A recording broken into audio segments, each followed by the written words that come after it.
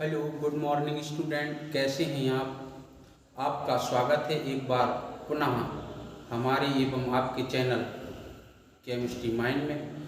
आज मैं आपको क्लास 11 का केमिकल बॉन्डिंग यूनिट 4 लेके आया हूँ।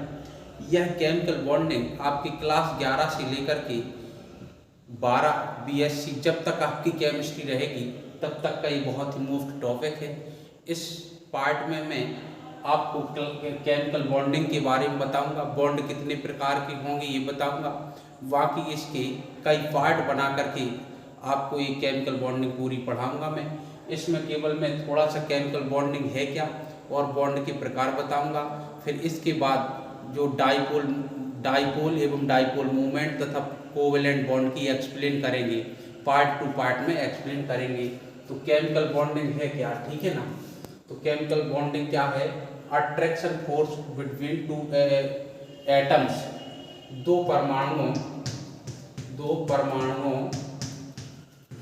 परमाणुओं अथवा आयंस के मध्य कार्य करने वाली अट्रैक्शन फोर्स को ही केमिकल बॉन्डिंग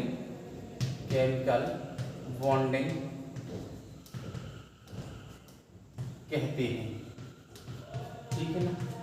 केमिकल बॉन्डिंग कहते हैं। यह केमिकल बॉन्डिंग क्यों होती है, ये इसका एक सिद्धांत है। तो पहला सिद्धांत है आपका कौशल तथा Lewis theory, Kossel and Lewis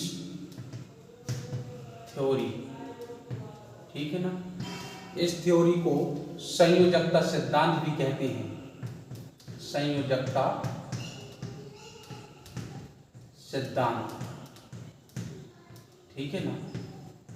अच्छा, लुईस की थ्योरी एक अलग है जो इसके बाद बताएंगे आपको, लेकिन कौशल तथा लुईस का जो सिद्धांत है संयोजकता सिद्धांत, इसकी कुछ पॉइंट है। वो क्या है? पहला पॉइंट है कि किसी भी तत्व की संयोजकता उसके आउटर मोस्ट शेल में उपस्थित इलेक्ट्रॉन पर डिपेंड करती है। संयोजकता किस बात पर डिपेंड करती है?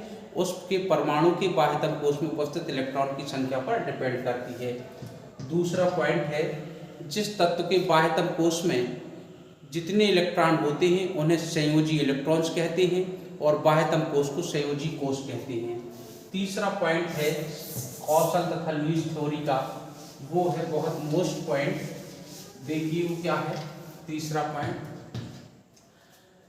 किसी भी तत्व की संयोजकता बाह्यतम कोश के इलेक्ट्रॉनों पर डिपेंड करती है। और तीसरा पॉइंट क्या है?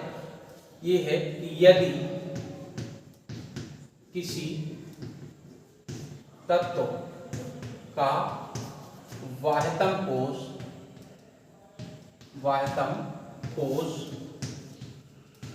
पूर्ण है, क्या है? पूर्ण है, तो वह तत्व क्रिया की दृष्टि से निष्क्रिय होता है। कैसा होता है? निष्क्रिय होता है, ठीक है ना।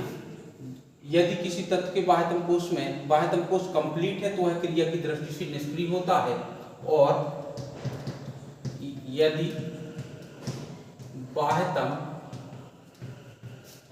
कोश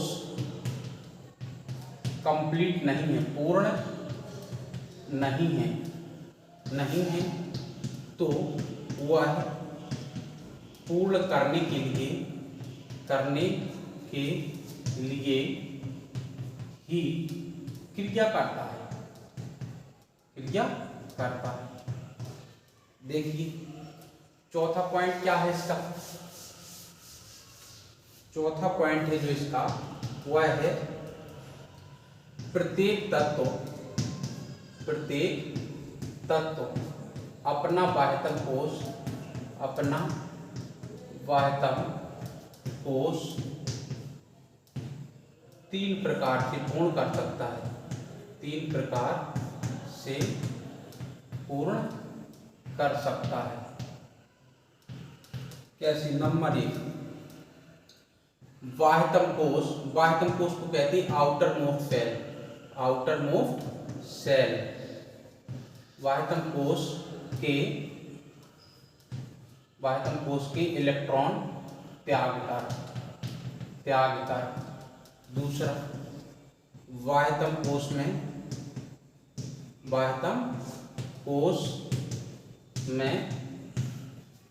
कोष में इलेक्ट्रॉन ग्रहण करके।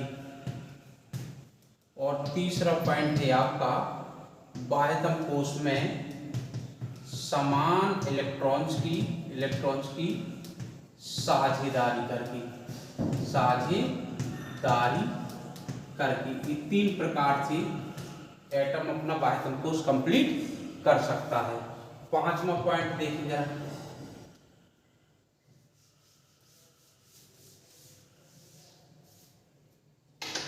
पांचवा पॉइंट है, जब कोई एटम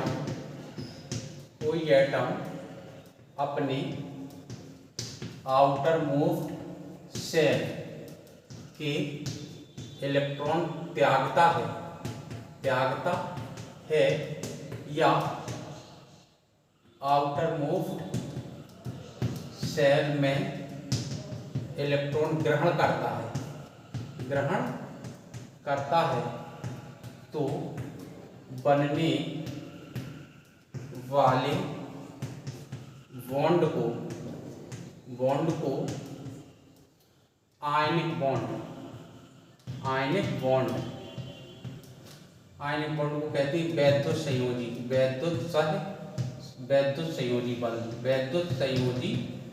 बंध आयनिक बॉन्ड कहते हैं। ठीक है। 6वां पॉइंट है, यदि दो एटम्स के मध्य समान इलेक्ट्रॉन्स की साझेदारी होती है तो बने हुए बंध को क्या कहते हैं? सहसंयोजी बंध कहते हैं। क्या कहते हैं? सहसंयोजी बंध कहते हैं। ठीक है ना। और सहसंयोजी बंध से जुड़े हुए परमाणु की संयोजकता को सहसंयोजकता कहते हैं। वैद्युत संयोजी यौगिकों में उपस्थित परमाणुओं की संयोजकता को वैद्युत संयोजकता कहते हैं। ठीक है ना। ये पूरे चैप्टर में सहसंयोजी बंध के बारे में आपकी स्टडी होना है। इस बंध की व्याख्या करने के लिए आपकी लुईस थ्योरी, वीवीटी और तुम्हारी MOT theory, valency shell electron pair repulsion VSEPR theory, VSE PR theory, तमाम थ्योरी आई हैं जिनकी बारी बारी से स्टडी होगी। अब इधर जो है मैं आपको बताता हूं वैद्युत संयोजी बंध तथा वैद्युत संयोजी यौगिक। ठीक है।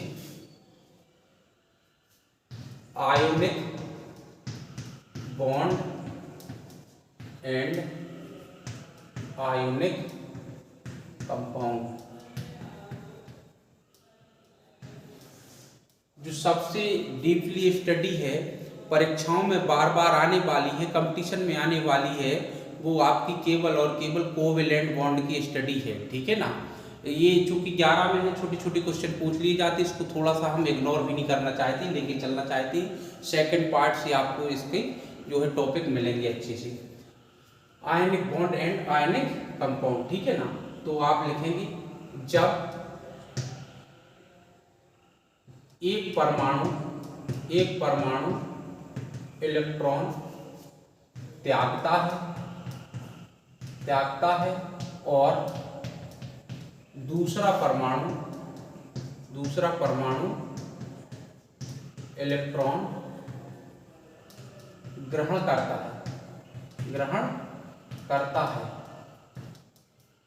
करता है तो इस स्थिति में इनके मध्य एक अट्रैक्शन फोर्स कार्य करने लगता है। अट्रैक्शन, बल्कि कह सकते हैं स्ट्रॉन्ग अट्रैक्शन फोर्स कार्य करने लगता है जिसे हम आयनिक बॉन्ड कहते हैं। और इन एटम्स द्वारा त्यागे गए एवं ग्रहण किए गए इलेक्ट्रॉन्स की संख्या को उसकी आयनिक संयोजकता कहते हैं। जैसे देखिए जरा NaCl देखिए कैसे, देखो एक्चुअली आयनिक बॉन्ड कोई एक बॉन्ड नहीं होता है, ना कोई लाइन होती है उसमें, तो वह तो केवल अट्रैक्शन फोर्स होता है। देखिए ये है Na281 और ये है Cl+287, ये एक इलेक्ट्रॉन त्यागता है, ग्रहण करता है, तो ये बनता है Na+28 और ये बनता है Cl-288। अब इसके मध्य एक अट्रैक्शन फोर्स कार्य कर रहा है, यही है तुम्हारा आयनिक बॉन्ड। इसलिए हमें आयनिक कंपाउंड को सदैव आयन के रूप में ही लिखना चाहिए, ऐसे ही लिखना चाहिए हमें, बल्कि उसके बीच में बॉन्ड दर्शाना कोई जरूरी नहीं है। तो ये आयनिक बॉन्ड है। अब देखें कंडीशन और property. Condition for ionic bond क्या कंडीशन? फर्स्ट,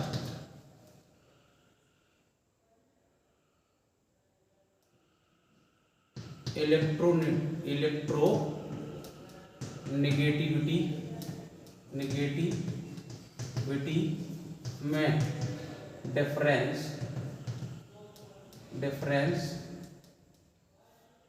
1.9, डिफरेंस कम से कम 1.9 होना चाहिए, ठीक है ना। यानी दो परमाणुओं की विद्युत ऋणात्मकता में अंतर कितना होना चाहिए? 1.9 होना चाहिए। डेल्टा का मान कितना होना चाहिए? 1.9 होना चाहिए, ठीक है ना। जैसे हमारा ये है LiF, तो Li की इलेक्ट्रोनेगेटिविटी कितनी होती? 1, F की कितनी होती? 4, तो दोनों का डिफरेंस कितना आएगा? दोनों का डिफरेंस 3 आएगा, तो अच्छा खासा आयनिक बॉन्ड इसमें होगा। बाकी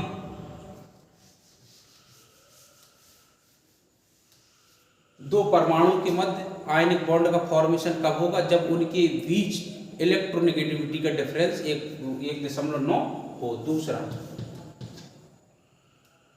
आयनिक बॉन्ड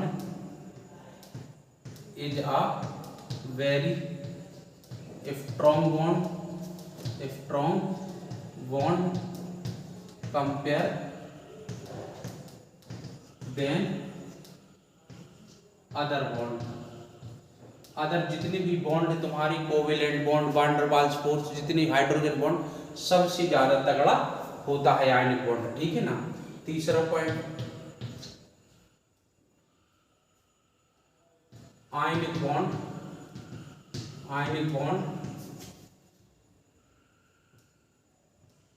सॉलिड कंपाउंड में पाया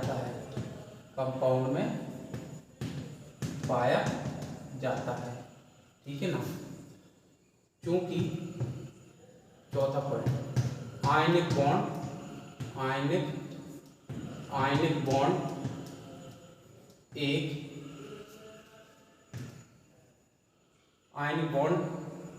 is a very strong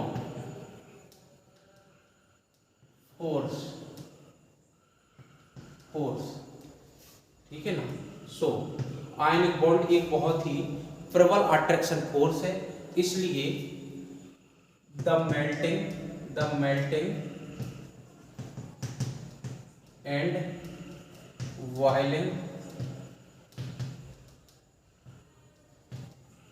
boiling point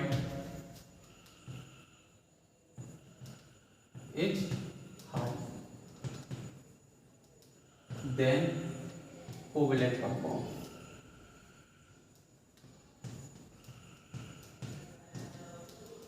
जो आयनिक बॉन्ड होता है एक बहुत ही स्ट्रॉन्ग बॉन्ड होता है, जिसे तोड़ने के लिए अत्यधिक एनर्जी की आवश्यकता पड़ती है।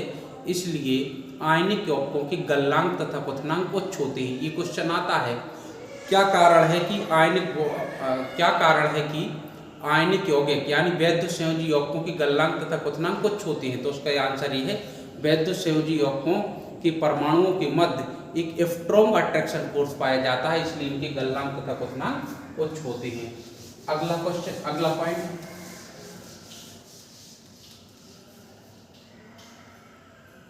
जो भी नंबर है शायद 5th नंबर है। आयनिक कंपाउंड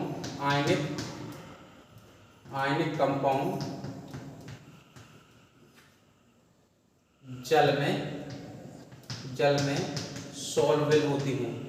सॉल्युबल मीन्स होते हैं घुलनशील।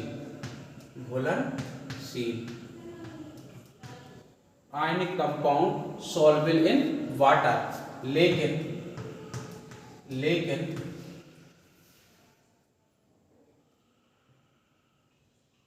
नॉन पोलर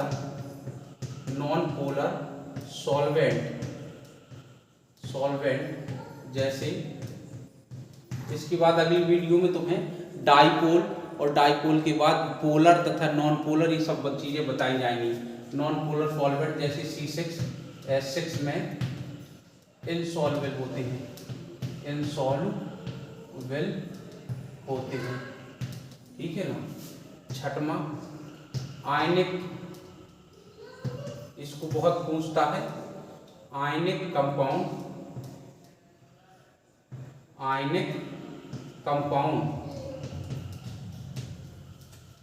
गलित अवस्था में, पिघली हुई अवस्था में, गलित अवस्था में या जली विलयन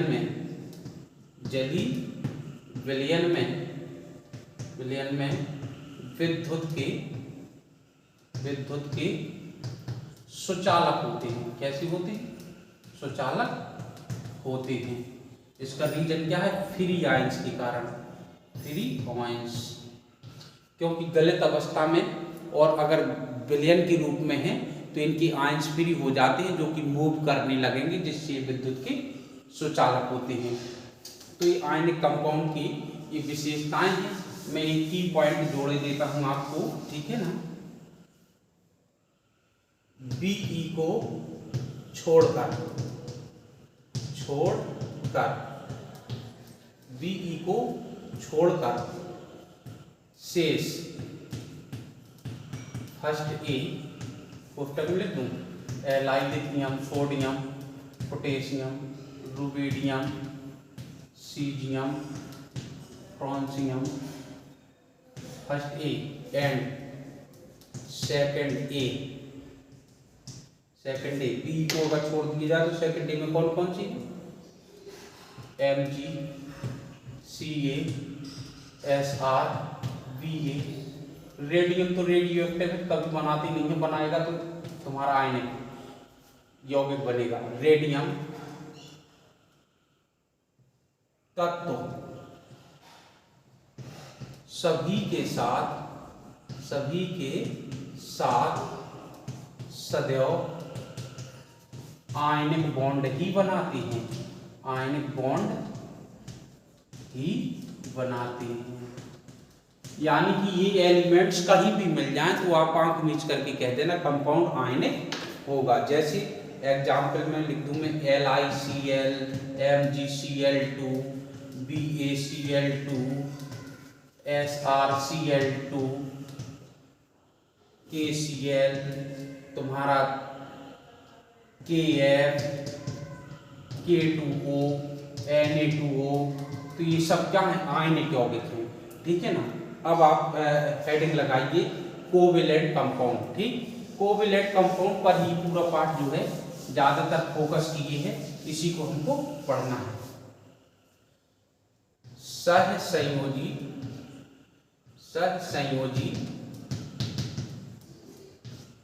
यौगिक तथा सहसंयोजी बंध, ठीक है।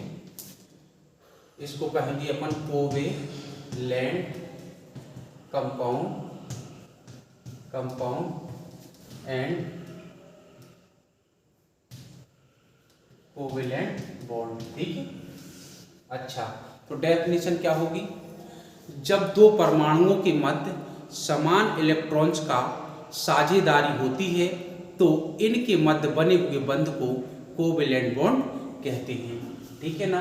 यदि दो परमाणुओं के मध्य एक एक इलेक्ट्रॉन्स की साझेदारी हुई है तो बने हुए बंध को सिंगल कोवेलेंट बॉन्ड कहते हैं। दो दो की साझेदारी हुई है तो डबल कहते हैं। तीन तीन की हुई है तो ट्रिपल कोवेलेंट बॉन्ड कहते हैं। ये सब बातें लुईस थ्योरी आपको डिटेल से बताएगी, तो अगले वीडियो में ये मिलेगी लुईस थ्योरी में, ठीक है ना। तो जैसे देखिए जरा, ये एक H है, एक इलेक्ट्रॉन है इसका, ये दूसरा H है, इसका एक इलेक्ट्रॉन ये है। अगर इन दोनों में समान इलेक्ट्रॉन्स की साझेदारी हो गई तो ये जो बॉन्ड बनेगा ये आपका होगा कोवेलेंट बॉन्ड, ठीक है ना। H ऐसे अगर दिखा सकती तो, और ये क्या है? एकल सहसंयोजी बंध है, एकल सिंगल कोवेलेंट बॉन्ड है, ठीक है ना। अब दो दो इलेक्ट्रॉन्स की साझेदारी हो रही है तो डबल कोवेलेंट बॉन्ड बनेगा। जैसे ये है तुम्हारा ऑक्सीजन 1 2 3 4 5 6, दूसरा ऑक्सीजन 1 2 3 4 5 6, ठीक है ना। ये है, अगर ये दो दो की साझेदारी कर लेंगे तो हमारा डबल कोवेलेंट बॉन्ड बन जाएगा। 1 2 3 4 1 2 3 4, ये हमारा डबल कोवेलेंट द्विसंयोजी बंध। इसको हम चाहें तो ऐसे लिख सकते हैं, इसको हम चाहें तो ऐसे लिख सकते हैं। देखो, कोवेलेंट यदि बॉन्ड है तो एक बॉन्ड में दो इलेक्ट्रॉन्स होते हैं, लेकिन यदि वैद्युतसंयोजी बॉन्ड है तो उस बॉन्ड में कोई भी इलेक्ट्रॉन्स नहीं होता है। ये ध्यान रखना, रिमेंबर इट। कोवेलेंट यदि बॉन्ड है तो उस एक बॉन्ड में दो इलेक्ट्रॉन्स होते हैं, लेकिन वैद्युतसंयोजी बॉन्ड है तो उसमें कोई इलेक्ट्रॉन्स नहीं होते, वो तो एक अट्रैक्शन है। ऐसी ट्रिपल कोवेलेंट बॉन्ड बन जाएगा। इसके बाद हम आपको पढ़ाएंगे ध्रुवीय सहसंयोजी बंध। नेक्स्ट वीडियो में आपको ध्रुवीय सहसंयोजी बंध तथा अध्रुवीय सहसंयोजी बंध, पोलर कंपाउंड तथा नॉन पोलर कंपाउंड, ये बताने के लिए सबसे पहले मैं अगले वीडियो में आपको दूंगा dipole and dipole movement. Dipole and dipole movement, ये अगले वीडियो में मैं आपको जानकारी दूंगा। डाइपोल क्या है, डाइपोल मूवमेंट क्या है। जो डाइपोल होंगे उनमें बना हुआ बंध ध्रुवीय होगा, जो डाइपोल नहीं होंगे, नॉन पोलर होंगे, उनका बना हुआ बंध अध्रुवीय सहसंयोजी बंध होगा। तो ये सब बातें मैं अगले वीडियो में बताऊंगा। ये मैंने थोड़ा सा इंट्रोडक्शन दिया है। अगले वीडियो में आपको ये डाइपोल मूवमेंट मिलेगा, और फिर इसके बाद क्रमबद्ध आपको डिस्क्रिप्शन में लिंक दे दी जाएगी, तो प्रत्येक वीडियो केमिकल बॉन्डिंग की मिल जाएंगे। थैंक यू, जय हिंद।